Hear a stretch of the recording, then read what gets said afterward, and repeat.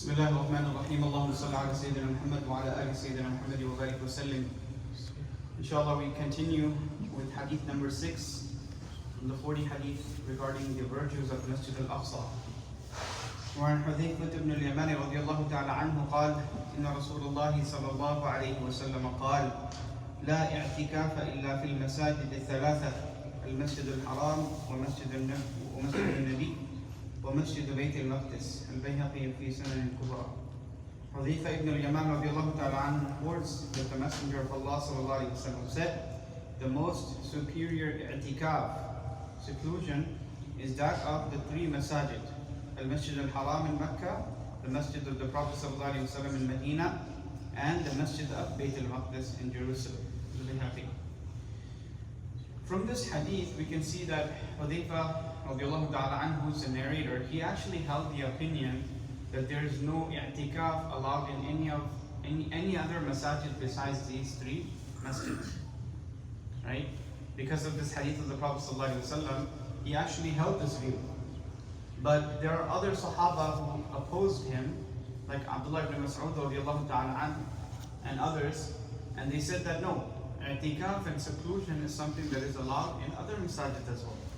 Right? Allah subhanahu wa ta'ala also mentions this in the Quran, وَأَنْتُمْ عَاكِفُونَ فِي الْمَسَاجِدِ. And Allah didn't say that, didn't exclude or just specify the i'tikaf for these three masajid, but He mentioned it in a general sense. So because of that, the Sahaba, they had this opinion. But subhanAllah, we see the fadila and the virtue. Imagine, a person who is doing i'tikaf in a regular masjid. And then on top of that, imagine a person who's doing i'tikaf in the harams, right? SubhanAllah, sometimes when you go for Hajj and Umrah, and you see, mashallah, the most peaceful rest sometimes you get is in Masjid Nabawi. When you go and you lay down, Allahu Akbar, it's like, SubhanAllah, it's so peaceful. That sleep that you get, even that sleep is considered to be ibadah if a person is in a state of i'tikaf. So the i'tikaf and the reward of the i'tikaf that is carried, subhanAllah, if 100,000 salah, right, if a person receives the reward of 100,000 salah in Masjid Al-Haram, and 1,000 salah in Masjid Nabawi, and 500 in Masjid Al-Aqsa, imagine a person who is there doing i'tikaf and staying for a longer period, even after the salah. Right, we mentioned previously that a person who goes and prays in these in these masajid, a person who goes and has the ability to give the adhan, right? We mentioned that Allah subhanahu wa ta'ala will forgive this person's sins, right? Now imagine that's just a prayer. But what about a person who is spending a prolonged amount of time reading Quran, doing other acts of ibadah, right? In the Masjid Al-Aqsa itself, in the harams itself, how much of benefit, how much of virtue can a person attain, right? And i'tikaf doesn't have to be, subhanAllah, that a person goes and they have a prolonged period of stay. I'tikaf can also apply to a person walking from one end of the masjid to the other end of the masjid. As long as the intention is there, that nawaitu sunnat al-i'tikaf ma dumtu fil masjid, that I am intending to do the sunnah i'tikaf as long as I remain in the masjid. So even if you're crossing from one entrance to the other entrance, you're receiving the reward of i'tikaf. This is how it is. Right? So a person, it doesn't take a lot, but what it does take is the presence of mind.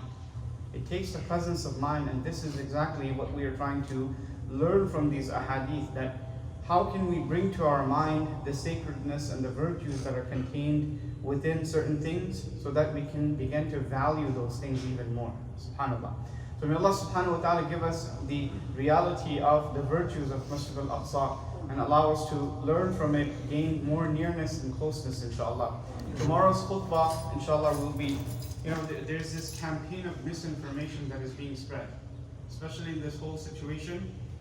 One of the biggest things and one of the biggest differences in this time is that there's a huge campaign of misinformation that is being spread throughout the community, to the extent where even our own youth, even our own people are beginning to get confused about the whole situation. So tomorrow's khutbah is, inshallah, going to be very important. We're going to talk about the dangers of misinformation, and the family night lecture, inshallah, will be covering the minor and the major signs of Qiyamah, inshallah. You know, a lot of the questions arise sometimes that, is it the time of the Mahdi to come out? Is it the signs of Qiyamah? What is happening? You know, so inshallah we're going to delve into this discussion tomorrow night in the family halaqah. I request everyone inshallah to join us. May Allah subhanahu wa ta'ala accept it from us and make it easy for us and give us the tawfiq and the ability that we increase in our hasanat and that we're constantly seeking forgiveness from our sayyi'at, that Allah subhanahu wa ta'ala protect the oppressed, Allah subhanahu wa ta'ala forgive those that have passed away, and Allah subhanahu wa ta'ala ease the situation for those that are sick, those that are injured, those that have been maimed, and overall they're in a very dire situation. Ameen ya Rabbal Alameen. أقول قولي هذا أستغفر الله لي ولكم ولسائر المسلمين فاستغفروه إنه هو